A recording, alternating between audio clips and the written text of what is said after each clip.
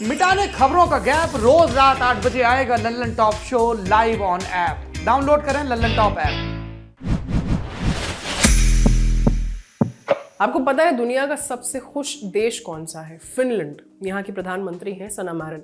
36 साल की हैं और इन दिनों खासी आलोचना झेल रही हैं। अब पीएम हैं, देश का हिसाब किताब गड़बड़ होगा तो सवाल तो उठेंगे ही, पर आलोचना की वजह देश का कामकाज नहीं बल्कि एक पार्टी और इस पार्टी का एक वीडियो है। इस वीडियो में सना मैरिन नशे में दिख रही हैं और अपने दोस्तों के साथ नाच गा रही हैं। फिनलैंड का विपक्ष इसी वीडियो को लेकर सना मैरिन को घेर रहा है और उनके ड्रग टेस्ट तक की मांग कर रहा है। खुद पर लग रहे आरोपों पर सना ने सफाई भी दी है। उन्होंने कहा कि उन्होंने पार्टी में केवल शराब पी थी, डांस कर रही थी और गा रही थी। इनमें से कोई भी काम गैर कानूनी नहीं है। उन्होंने ये भी कहा कि पार्टी एक प्राइवेट स्पेस में हो रही थी और उन्हें जानकारी थी कि वीडियो बनाया जा रहा है। हालांकि उन्होंने इस बात पर दुख जताया कि वीडियो सार्वजनिक हो गया। उन्होंने कहा कि उन्होंने कोई ड्रग्स नहीं लिए थे। अब खबर है कि सना ने ड्रग टेस्ट भी करा लिया है। ड्रग टेस्ट में पता लगाया जाता है कि व्यक्ति ने नशे के लिए किसी तरह की दवा का इस्तेमाल तो नहीं किया था।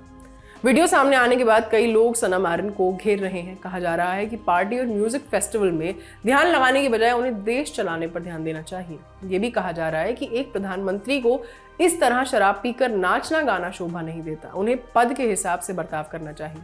ऐसी बातों के जवाब में सना ने कहा कि उन्हें नहीं लगता कि उन्हें खुद को बदलने की जरूरत है। वो वैसी ही रहेंगी जैसी असल में है। गूगल पर जब आप वर्ल्ड्स यंगेस्ट प्राइम मिनिस्टर लिखकर सर्च करेंगे तो आपको सना मैरिन का नाम दिखेगा। माने वो दुनिया की सबसे युवा प्रधानमंत्री हैं। 10 दिसंबर साल 2019 को जब वो फिनलैंड की प्रधानमंत्री बनी तो 34 साल की थी। सोशल डेमोक्रेटिक पार्टी की नेता है। 27 की उम्र में पहली बार सिटी काउंसिल की सदस्य बनी थी। 2015 में सांसद चुनी गई।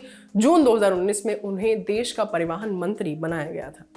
सना मैरिन जब बहुत छोटी थी तभी उनके माता पिता अलग हो गए थे। इसके बाद सना अपनी माँ और उनकी समलैंगिक पार्टनर के साथ रही।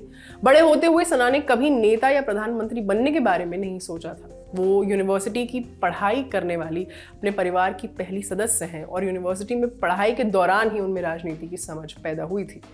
टाइम्स को दिए एक इंटरव्यू में उन्होंने कहा था, मैं समाज को, लोगों के बीच बराबरी को कैसे देखती हूँ ये मेरी परवरिश का नतीजा है, लेकिन मैं राजनीति में इसलिए नहीं हूँ कि मैं एक रेनबो फैमिली से हूँ, बल्कि इसलिए हूँ कि मुझे लगा कि भविष्य के लिए बहुत कुछ करना है और इसे किसी और का काम समझकर मैं बैठी नहीं रह सकती।